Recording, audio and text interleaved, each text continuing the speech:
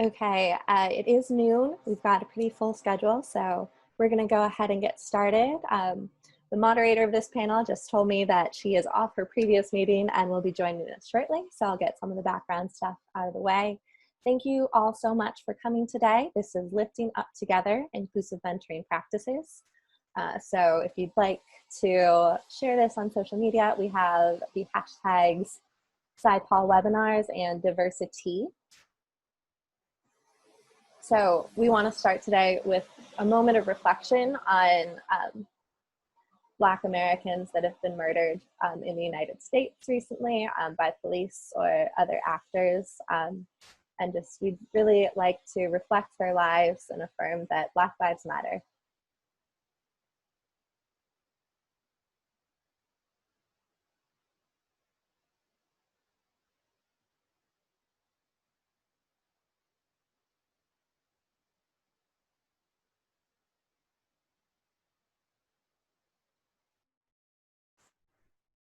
So thank you all for taking that moment of reflection.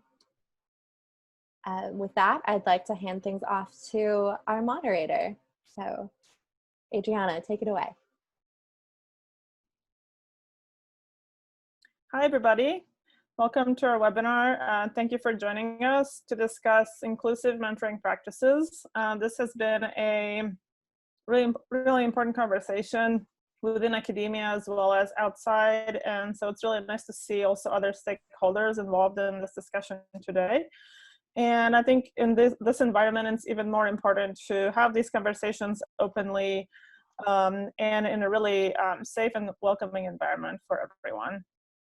So my name is Adriana Bankston. I'm currently a co-chair of the NSPN Graduate Education Committee, and I'm happy to be moderating this webinar, which we hope to be informative and also inspiring for all of you.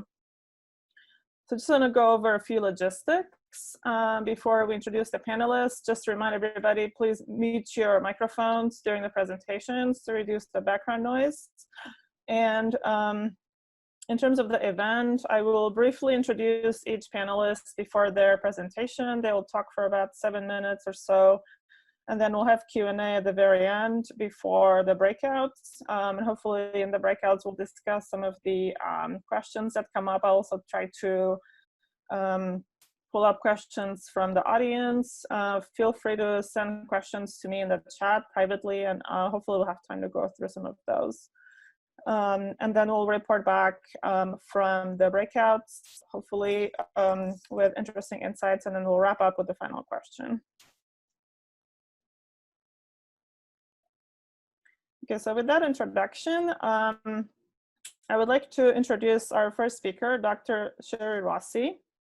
Dr. Ross is the Director of Undergraduate Research in the Department of Chemistry at the University of Madison, Wisconsin. In her current position, she advises students on research opportunities ranging from developing research-based labs for the undergraduate curriculum to implementing various research skills-related workshops, and finally to working with employers to create internship opportunities for students. In addition, she teaches courses related to undergraduate research, such as entering mentoring and entering research, and is also a master facilitator for the National Research Mentoring Network. On campus, she's also actively involved in the RU program for chemistry and chemical engineering students at UW-Madison, as well as a Catalyst peer mentoring program for the first-year graduate students within the Department of Chemistry. Dr. Rossi?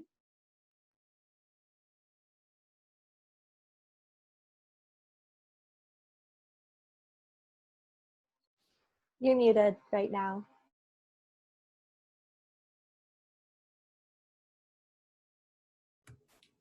Sorry about that. Is that better? So anyway, I'm really excited to be here today. Hopefully I will not forget to unmute myself for most of the meeting, but please shout at me. Virtual learning or just online formats is really not my thing. So it's been a tough transition during this pandemic.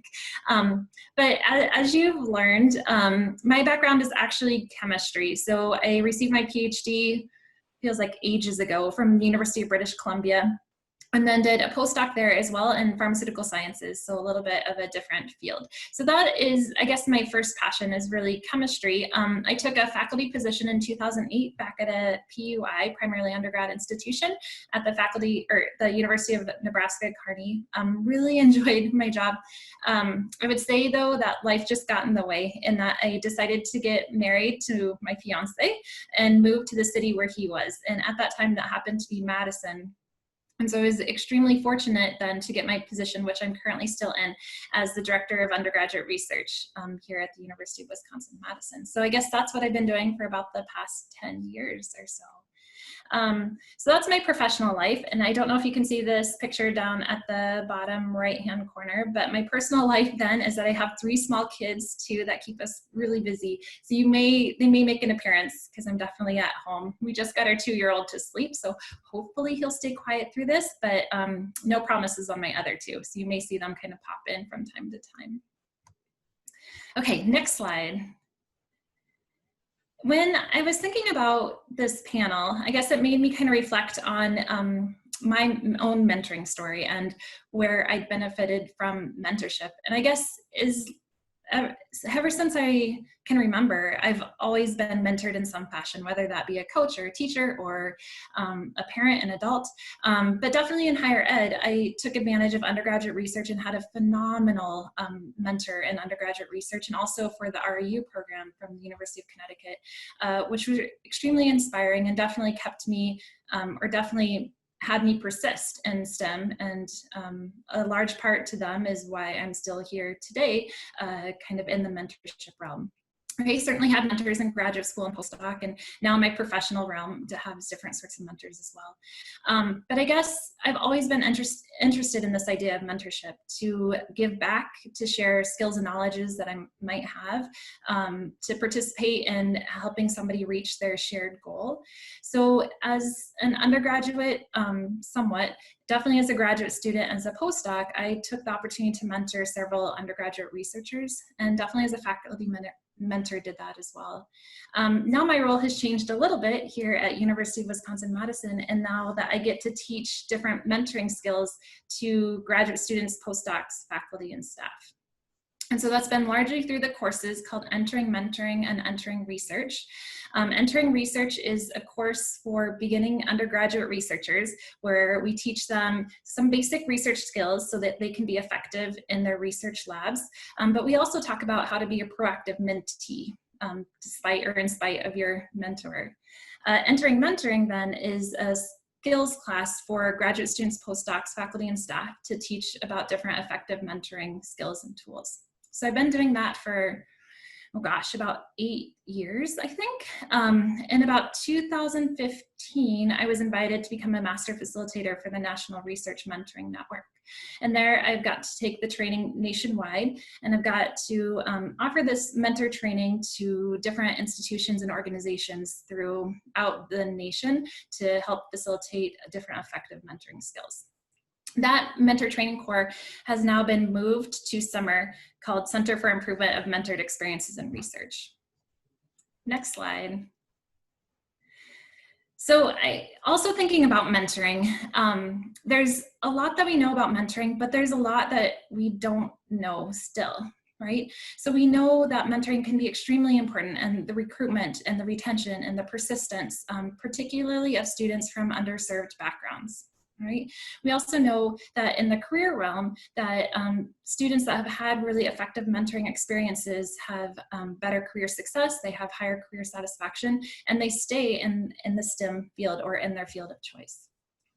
Next slide.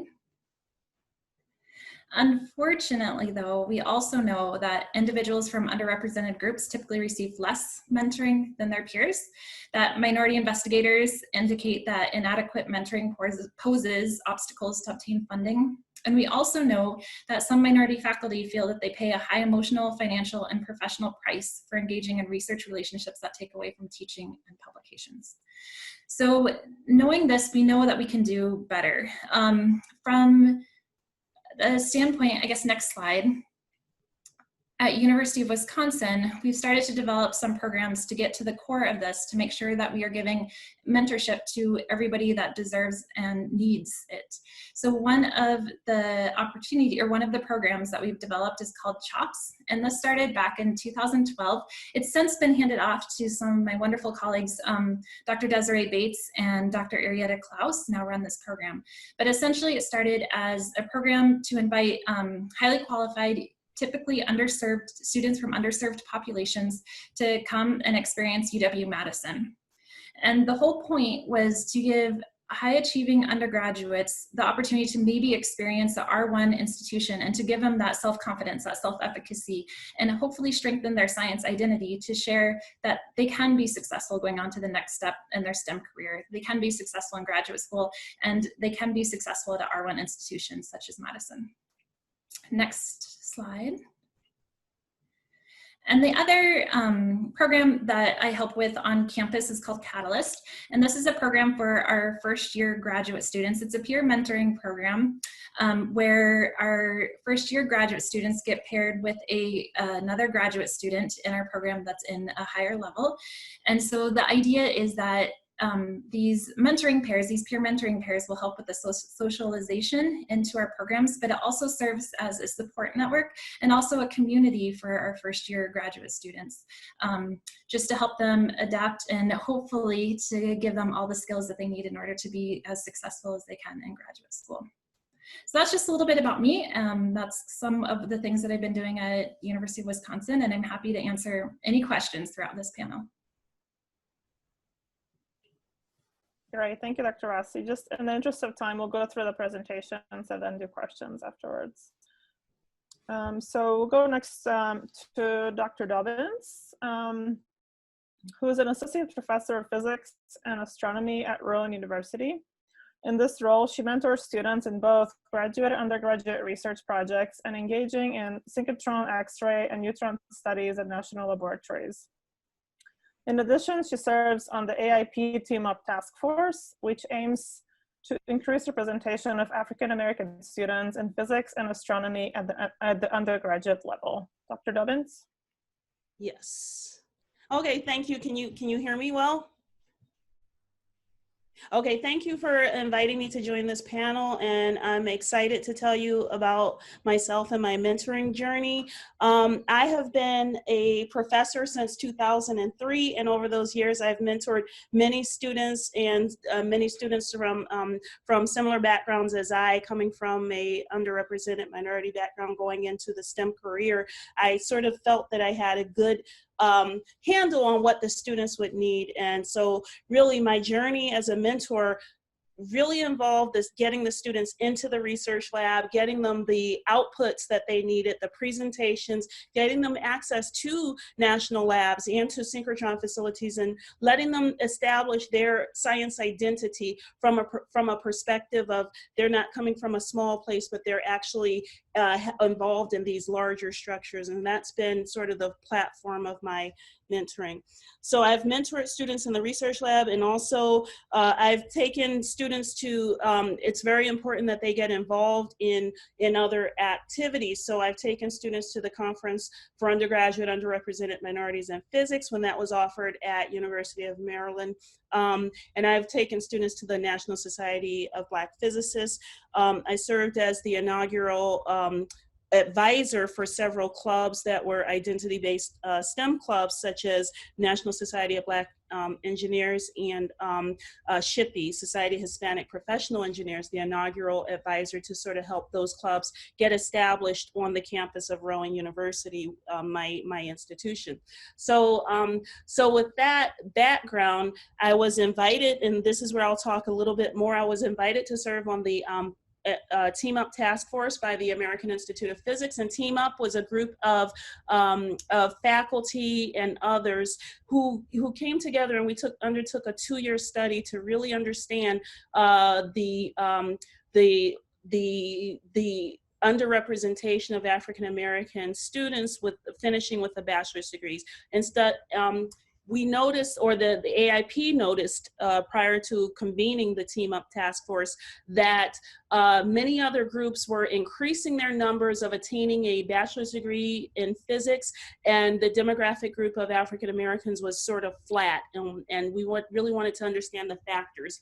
Now, what we discovered is that mentoring matters. So just to describe the Team Up Task Force and give you guys a few key points, not out of the findings. If you want to read the findings, I have the task force report here. And then I have the QR code so you can easily access it on this slide quickly. But what I want to give you a background of here is that the task force was comprised of physicists. They're all in blue, from a variety of institutional sizes. We have from community colleges, from HBCUs, from R1 institutions, and from R2s and so forth, from primarily undergraduate institutions as well. But the important thing I want to emphasize here, and I think it really bears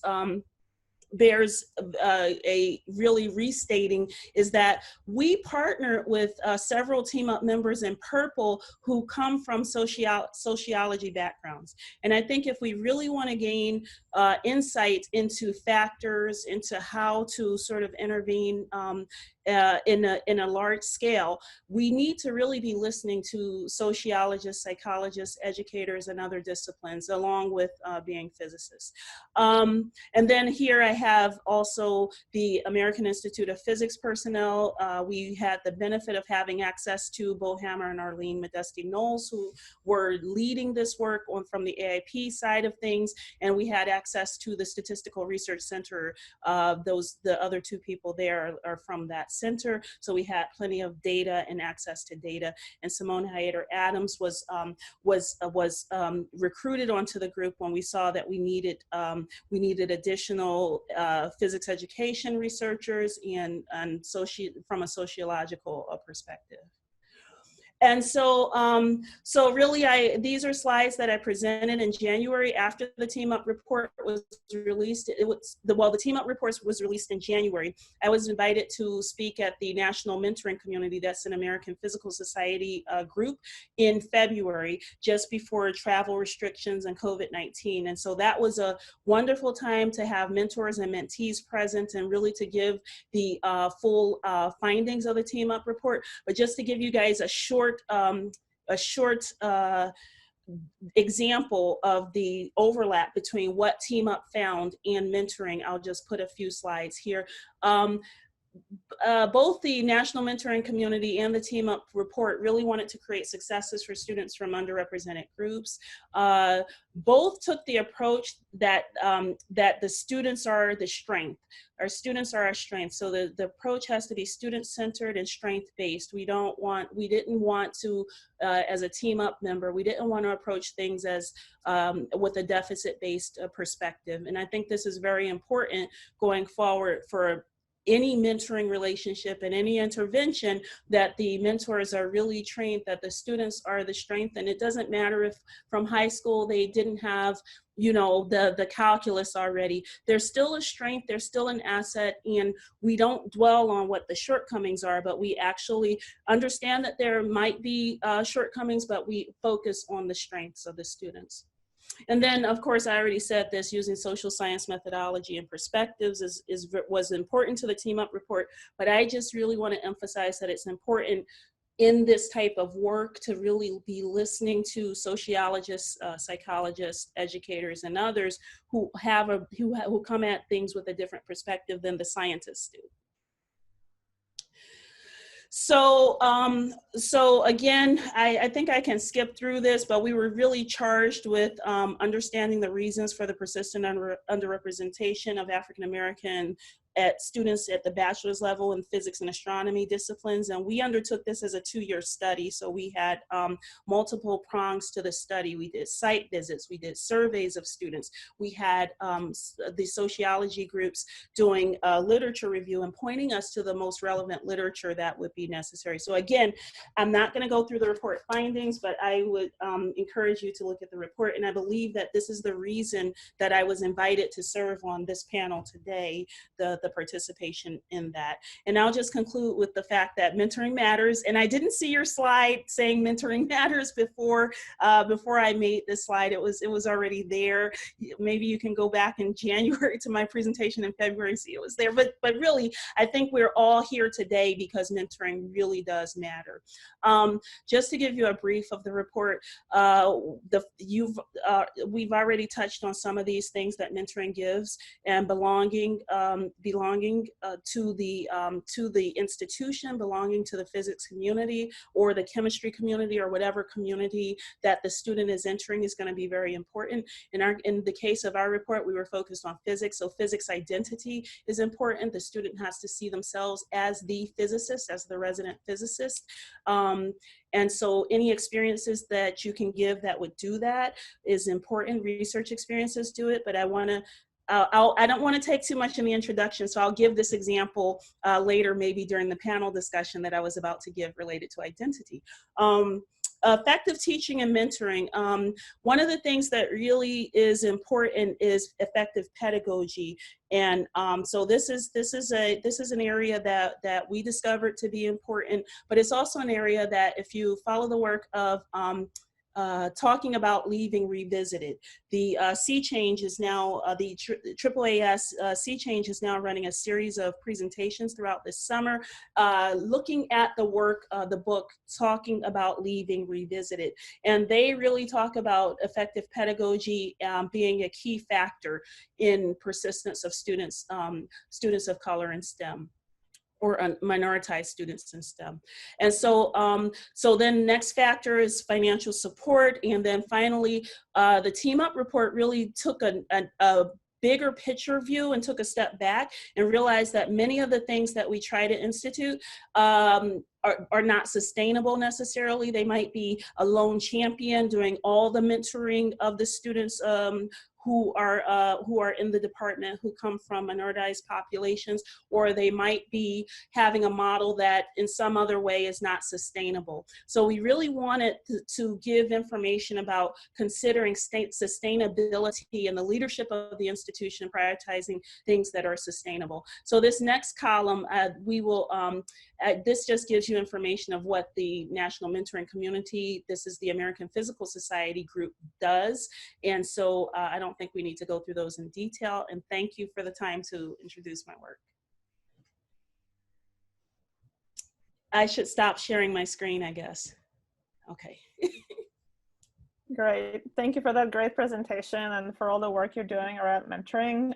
Next, we have Dr. Jamboor Vishwanatha, who is a Regents Professor and also Vice President and Founding Director of the Texas Center for Health Disparities at the University of North Texas Health Science Center at Fort Worth.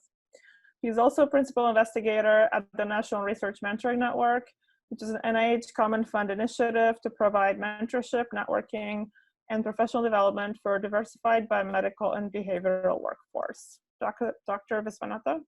Yes, thank you very much. Let me share my screen. All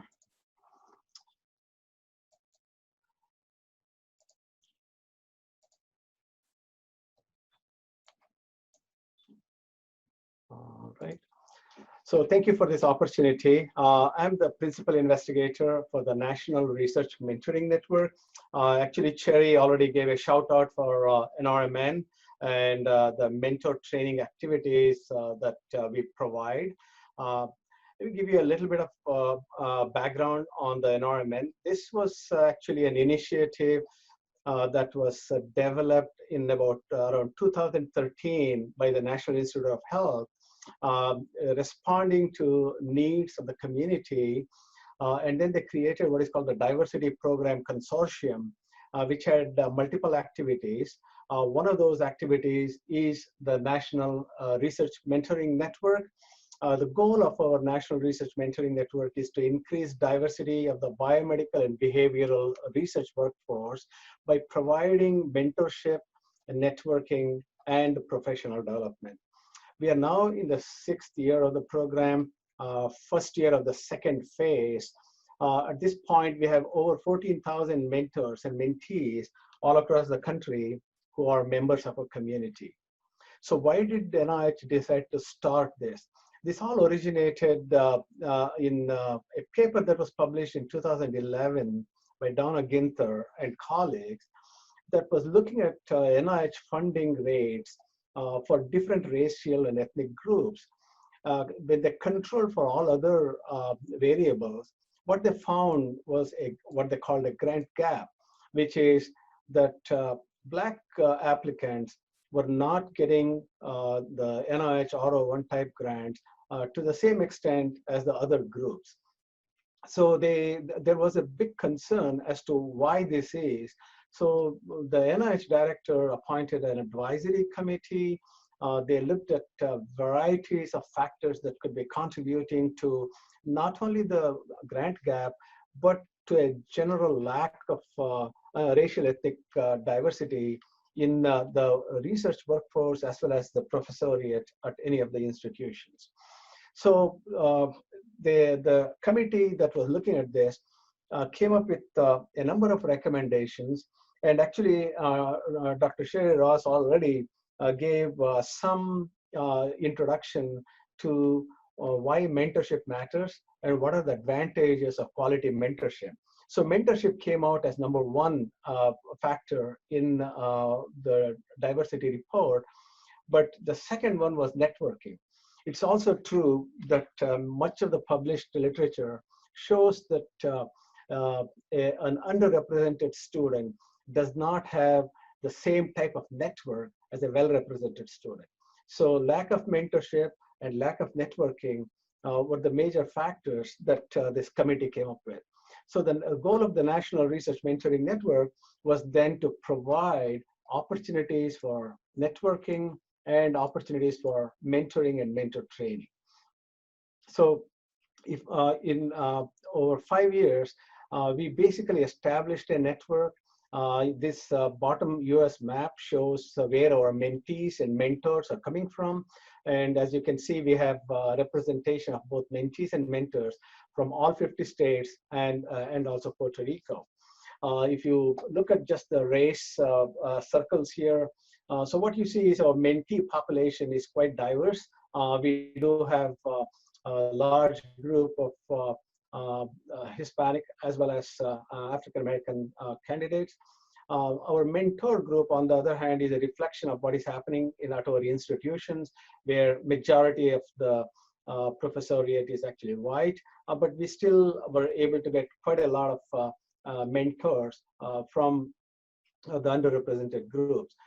As far as the educational level, we found that our mentees were a mix of undergraduates, graduates, and postdocs.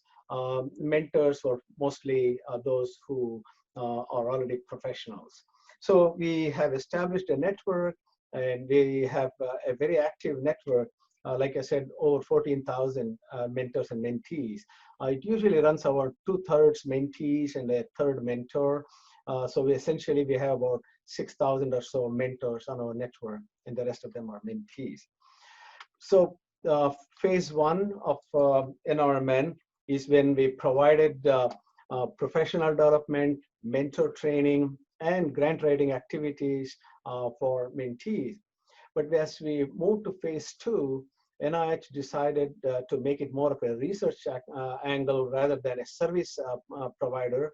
And therefore, some of the activities such as mentor training and the grant writing were not supported in phase two.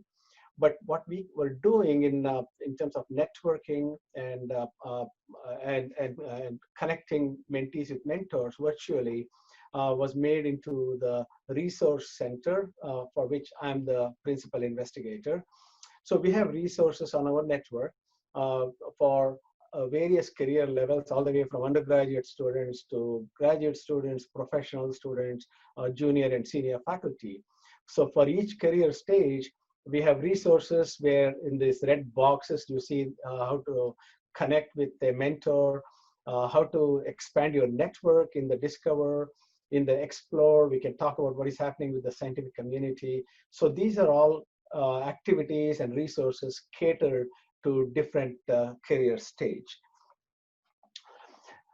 there are many resources that are available to the wider community, as well as those who become members of our community.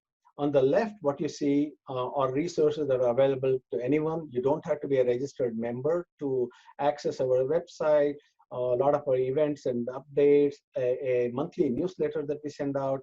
We host a number of career development webinars, very similar to the one that you're experiencing right now. We have a large social media presence, and we also advertise all the funding opportunities. So these are available to anyone who comes to our network at nrmnet.net. And then if you become a member of our network, there are a lot of activities that you can do, which is shown on the right side. So we have a program called the Virtual Mentorship Program, My Mentor.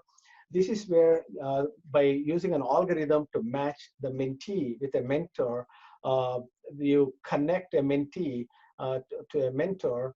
And we have a curriculum that was developed. This is a culturally responsive mentorship curriculum. So the mentee and the mentor go through a guided virtual mentorship program. Typically 2 to 4 months, and the meetings are once or twice a month for about 30 minutes or so. Many mentees choose to continue with the same mentor for repeated cycles, especially if they like the mentorship outcome. We can customize the mentorship training goals so that the mentee and mentor can work on. For mainly undergraduate students, we have an online resume builder. And then now we have multiple groups. Anyone can come and create a special interest group. It could be a microbiology interest group, or it could be a mentor training interest group. As a matter of fact, the master facilitator that Cheri Ross was talking about, there is a virtual group that is for all the master facilitators to exchange their experiences and share resources. So these are all available once you register on our network. I want to give a shout out to this program called My Mentor. Like I mentioned, a mentee, when they sign up, they are, based on their profile, they're given opportunity to connect with one of 3 mentors based on the matching. They can connect with one of those, and they can go through a series of discussion topics that we have developed. And those discussion topics will usually have a training material. So the mentee and the mentor know exactly what they are going to be discussing on that particular day. So those topics are made for different career stages, but some of the topics are how to deal with stress, how do you deal with microaggression, how to identify microaggression, and your own identity as a scientist. What is the impact of cultural identity? An important one is how to align expectation with your lab supervisor or your mentor. How do you do work-life balance? So, and you can see these are all very important topics that need to be discussed. So this is not a chemistry or a physics or a biology-based mentorship. It's really a culturally responsive mentorship on topics that are important for the development of a mentee. And the topics that we have chosen really come from a number of publications and published evidence that show clearly what the attributes are for effective mentoring in the various domains. So I'm going to just skip through because I don't want to just be lecturing on this. So we do have programs both for networking and mentoring. Networking, you can actually, when you're a member of our network, you can connect with other peers for peer mentoring. You can connect with multiple mentors based on your interest. It could be a scientific interest, geographical interest. So there's a searchable feature, and you can find various mentors and connect with those mentors. So we welcome all of you to join our network, and also to promote our network. It is all free. It is supported by NIH, and all the resources are available to anyone. nrmnet.net is where you go to sign up for this. So thank you very much. And actually, I want to give a shout out to Mentoring Matters. So we do have a hashtag at NRMN Mentoring Matters. So it looks like today's theme is Mentoring Matters here. So thank you very much for your attention. Great, thank you so much for that. So in the interest of time, I'm going to just ask one sort of overarching question, combine a couple of questions into that, and then if you could each answer. There has been a lot of discussion about making sure that underrepresented minorities feel that they have, they belong in science, that they have a safe space where they can discuss these issues. So I'm wondering if you can all go through and say how you would define mentoring and how we can create these sort of spaces for underrepresented minorities. Just maybe one thought.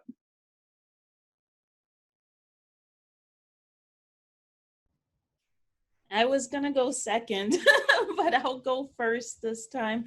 I would define mentoring as really considering the career objectives of the mentee. And I heard this definition long ago. I'll try to articulate it. I heard this stated long ago. It wasn't as a definition, but I'll try to articulate it. Your mentor is actually thinking about you when you're not asking them questions, when you're not there, when you're not present at that moment. So your mentor is actually considering your career and what's best for you, even in their own time, or when they see something that would apply to you. And once a person is doing that for your career, I would say that you can consider that person to be your mentor.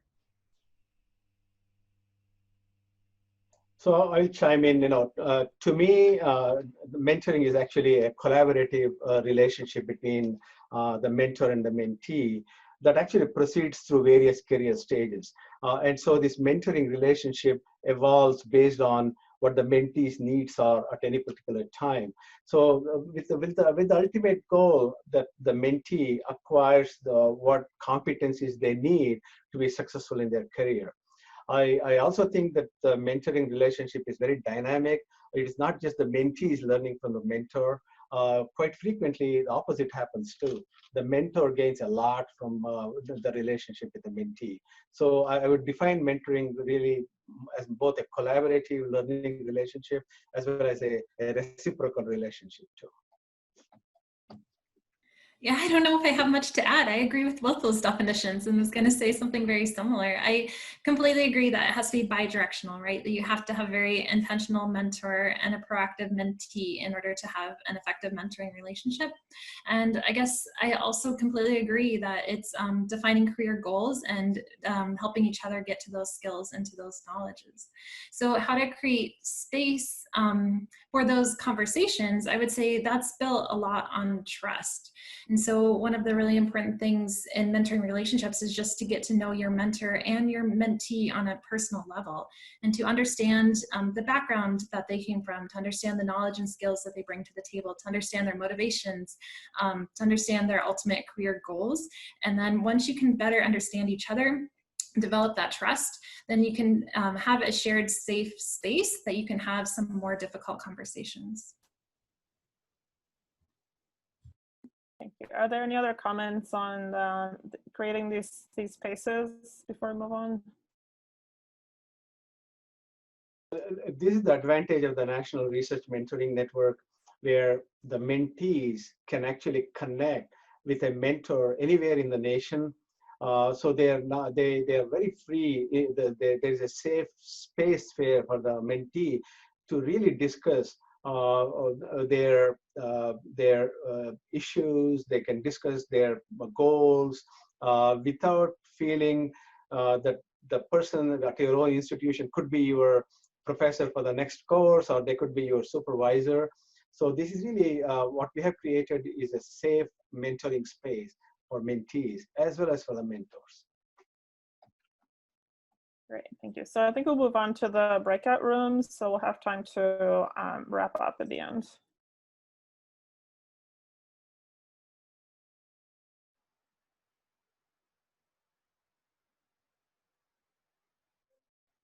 Okay, Adriana, I think all the rooms should be closed if you want to get us wrapped up.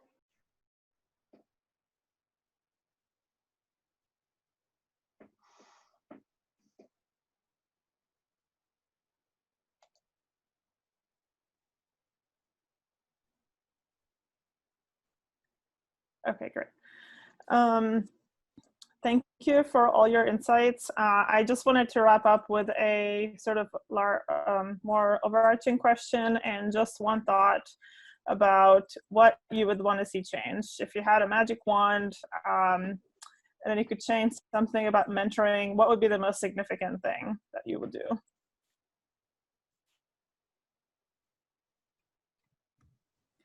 So I guess I can go first.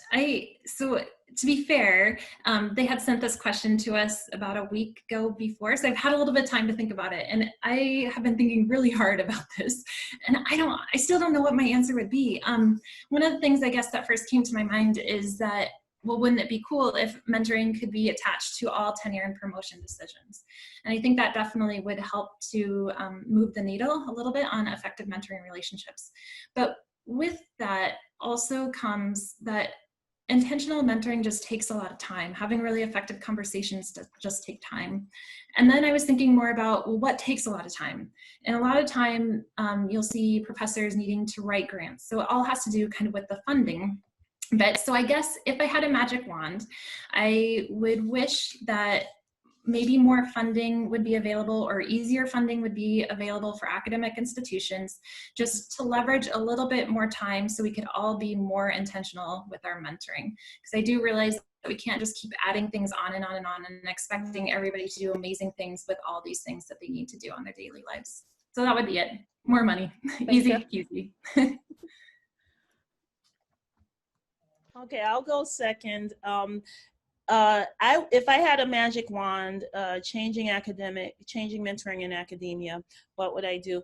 I would say that we could have, I don't know if it would cut down on the amount of time for the intentional mentoring, but I do think that if we were to have more mentors available, I still don't think that would cut down the time, but I think that would help distribute things and help the mentees find have a larger pool of people that they might be compatible with. So I would say having more available mentors, and when I say that, I don't say that lightly, because I want to go back to a point that I made earlier, and that is that seeing the students as an asset, especially students who come from populations that have been minoritized, seeing the students as an asset is the thing that needs to change with my magic wand.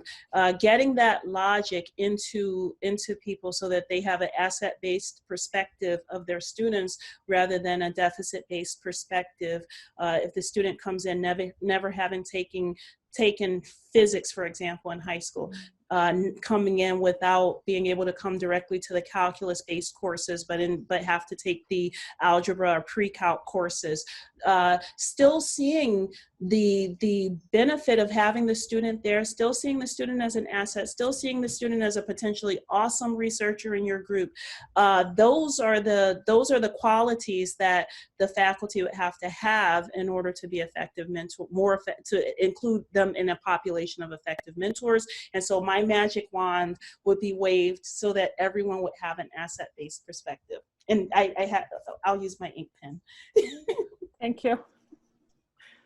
So my magic wand will be that the funding agencies will say, if you want to get a research award or a training award at your institution, all faculty who participate in this should have received mentor training. Unless there is some kind of a stick and carrot mechanism, this is not going to work. Institutions are very slow in adopting to any of these. So if it is related to the funding, similar to how NIH made sure the responsible conduct of research was a requirement for all the grants, they have the ability to do this. So I think, unless that happens, academic institutions on their own are not going to make significant changes to this. Great, thank you. So with that, I'd just like to thank all of our panelists and turn it over to Marie for the final couple of slides. Yeah, thank you to our panelists, and thank you to all of you for coming today. So this webinar has been recorded and it will be posted to our YouTube channel. We're also going to be sending out the slides, and panelists, I will be poking you for those slides if you were willing to distribute them to today's attendees as well. So we have more webinars on our YouTube channel, SciPol Network Media on YouTube. Little plug to join the National Science Policy Network. So it's a really exciting group working on issues of science diplomacy, graduate education around science policy issues.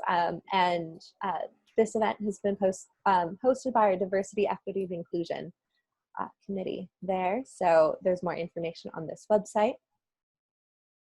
Some science communication opportunities that we have coming up include these Wiki Wednesday Power Hours, where we have folks who are really well trained on creating and editing Wikipedia pages to try to just have more good science on Wikipedia. So that is Wednesdays, 4 p.m. Eastern Time, 1 p.m. Pacific Time. We have money available. So there's a weekly series with our Grants and Finances Committee to discuss funding available to either individuals for professional development or to chapters of the National Science Policy Network. So these funds can be, like I said, for professional development, chapter development, or more rapid funds are available for projects associated with COVID-19 responses. Applications are on a rolling basis, so please apply, get money. And that is all. So thank you all so much for coming today. I'll stop sharing my screen. So thank you for coming. I learned a lot. Thank you very much. Thank you for having me. Yes, thank you, everybody.